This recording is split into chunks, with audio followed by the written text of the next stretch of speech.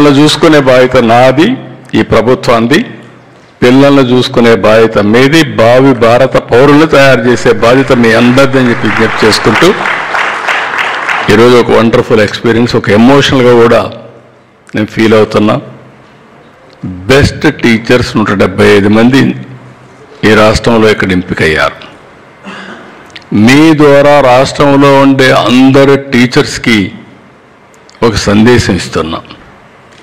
అదే మరిగా రాష్ట్రంలో ఉండే పేరెంట్స్కి అందరికి కూడా ఒక విజ్ఞప్తి చేస్తున్నాం. మన భవిష్యత్తు మన చేతల్లో ఉంది. అందరం కలుద్దాం. రాబోయే రోజుల్లో ఆంధ్రప్రదేశ్ రాష్ట్రంలో ఒక wealthy, healthy, happy society create చేయడానికి అందరం కానీ శ్రీకారం చుడితే చాలా సులభంగా, కష్టపడక్కర్లేదు. కొంతమంది మీరు అనుకుంటారు, ఒకప్పుడు నా మీద చాలామంది ఇది చేసాడు, కొన్ని నాకు బాగా జ్ఞాపకం ఉన్నాయి. నేను ముఖ్యమంత్రిగా ఉన్నప్పుడు ఐటీ పెట్టా. ఐటీ పెడితే సెక్రటరియట్లో ఒకరు చనిపోయారు. నా మీద అందరూ తిరుగుబాటు చేశారు. నీ వల్ల టెన్షన్ వచ్చి చనిపోయాడు అని చెప్పి. నేను ఆ రోజు కానీ వదిలిపెట్టేసి ఉంటే మన రాష్ట్రం వెనకబడిపోయేది. కానీ ఎవ్వరు కూడా టెన్షన్ ఫీల్ కావాల్సిన పని లేదు. ఇప్పుడు మీరందరూ సెల్ ఫోన్లు వాడుతున్నారు కదా, వాడుతున్నారా లేదా? చేలు పైకెత్తండి.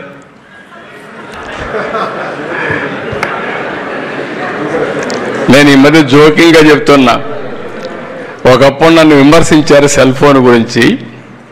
అప్పుడు మీకు అందరికి జ్ఞాపకం ఉంటాయి టీచర్స్గా, నేను సెల్ ఫోన్ మాట్లాడి సెల్ ఫోన్ తిండి పెడుతున్నానేవాళ్ళు. నేను కాదు, సెల్ ఫోన్ లేకపోతే కష్టం, ఎన్ని రావాలనేవాడిని. ఆ విమర్శలన్నీ తట్టుకున్నాను. నేను ఆ రోజు ప్రధానమంత్రికి కూడా చెప్తే, నువ్వు అన్నీ చెప్తున్నావు, డబ్బులు ఎక్కువ ఉన్నాయనేవాడు. ఏదైతే టెలికమ్యూనికేషన్ డీరెగ్యులేషన్ అడిగితే ఫైనల్గా డబ్బులు లేవన్నారు, చేశారు. చేసిన తర్వాత అందులో స్కామ్ వచ్చింది, 2G స్కామ్. అది అప్పట్లో 2 లక్షల కోట్లు. ఇలాంటివన్నీ వెల్త్ క్రియేట్ చేయడం ఎన్ని. ఈరోజు మిమ్మల్ని చూస్తే అది గుర్తొస్తుంది నాకు. వైఫ్ ఇంట్లో లేకపోయినా భర్త ఉండగలుగుతాడు, భర్త లేకపోయినా వైఫ్ ఉండగలుగుతుంది. సెల్ ఫోన్ లేకపోతే ఇద్దరు ఉండలేరు. It is the reality. All and all. అందరికీ ఇప్పుడు ఇక్కడ పెట్టుకున్నాను ఫోను. ఎందుకు పెట్టుకున్నానంటే టైం చూసుకోవడానికి, ఎంత టైం మాట్లాడాను. ఎవ్రీథింగ్ మనకంతా కూడా సెల్ ఫోన్ అనేది ఒక లగ్జరీ కాదు, ఇది ఒక మెకానిజం.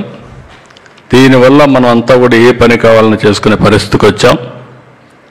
చాలా సంతోషం. మళ్ళీ 1 ఇయర్లో మిమ్మల్ని కలుస్తాను.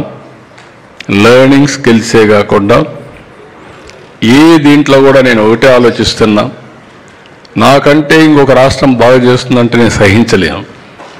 నాకు అసూయ. అక్కడి నుంచి నాకు ఫ్రస్ట్రేషన్ ప్రారంభమవుతుంది. అదే నన్ను ఈ స్థాయికి తీసుకొస్తా ఉంది.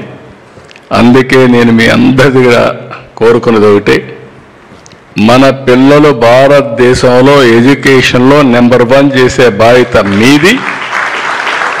దానికి ఏం కావాలో అలాంటి ఎన్విరాన్మెంట్ క్రియేట్ చేసే బాధ్యత నేను తీసుకుంటానని చెప్పి తెలియజేసుకుంటూ, ఈ చిన్న కోరికని మీరందరూ మన్నించాల్సిందిగా మరొకసారి కోరుకుంటూ, ఈరోజు వండర్ఫుల్ మీటింగ్, వండర్ఫుల్ డే. అందరికీ మనస్ఫూర్తిగా బెస్ట్ టీచర్స్కి అందరికీ అభినందనలు తెలియజేస్తూ, రాష్ట్రంలో ఉండే ప్రతి ఒక్క టీచర్ కూడా ఇదే మరి ఇన్నోవేటివ్గా ముందుకు రావాల్సిందిగా అందరినీ కోరుకుంటూ వస్తారని చెప్పి ఆశిస్తూ, అదే మరి మీ అందరికీ మరొకసారి హ్యాపీ టీచర్స్ డే. అందరికీ శుభాకాంక్షలు. థ్యాంక్ యూ అనండి.